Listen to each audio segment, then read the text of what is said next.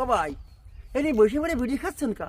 এই রোজা রমজানের সময় এই ওপেনলি বসে পড়ে তো বিড়ি খাওয়া একদম ঠিক না। কিন্তু আপনি একজন মুসলমান না?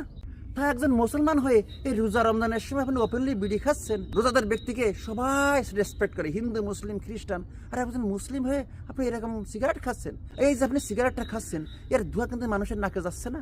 হ্যাঁ, রোজাদার ব্যক্তিদের, আপনার রোজা থাকেন আর না থাকেন, কিন্তু যারা রোজা থাকে তাকে তো আপনি রেসপেক্ট করা উচিত।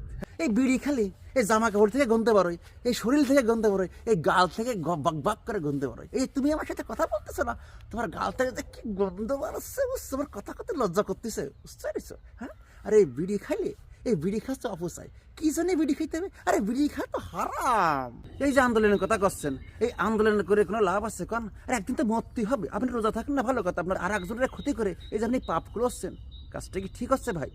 শোনেন, রোজা থাকেন, 5 ওয়াক্ত নামাজ কালাম করেন, মসজিদে আছেন, অনেক শান্তি লাগবে। তো ওখানটায় কিন্তু বিড়ি ফিড়ি আর খায়েন না কিন্তু। হ্যাঁ, বুঝতে পারছেন? তো ভালো থাকেন, আল্লাহ হাফেজ।